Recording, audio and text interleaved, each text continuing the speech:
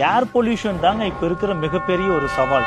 இந்த 10 மரங்கள் உங்க ஊர்ல இருந்துச்சுன்னா காற்று மாசை நிச்சயம் கட்டுப்படுத்த முடியுங்க. புங்கை மரம், இந்த மரம் ஆக்சிஜன் சிலிண்டர்னே நம்ம சொல்லலாம். மூங்கில் மரங்களுக்கு அடுத்து அதிகமா ஆக்சிஜன் உற்பத்தி செய்யற மரங்கள்ல இந்த புங்கை மரம். எல்லா இடத்துலயுமே இந்த மரங்கள் வளரும். இச்சி மரம் பாக்குறதுக்கு ரொம்ப அழகா இருக்குங்க. கிட்டத்தட்ட ஒரு ஆலமரத்தை பாக்குற மாதிரியே இருக்கும். இந்த மரம் தண்ணி கம்மியா இருந்தாலே போதும். வேப்ப மரம் மிக அதிக அளவுல ஒரு குளிர்ச்சியை கொடுக்கக்கூடிய மரங்கள் இந்த வேப்ப மரம்.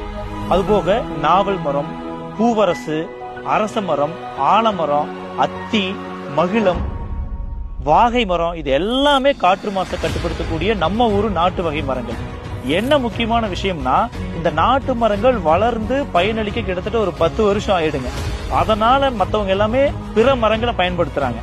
நாங்க துளிகள் அமைப்பு விதையாவோ இல்ல சின்ன செடியாவோ நடாம 3 அல்லது 5 வருட மரங்களையே நடுறதுனால இன்னும் எளிதா வேகமா நாட்டு மரங்களோட பயன்களை ரசிச்சு அனுபவிக்க முடியுது.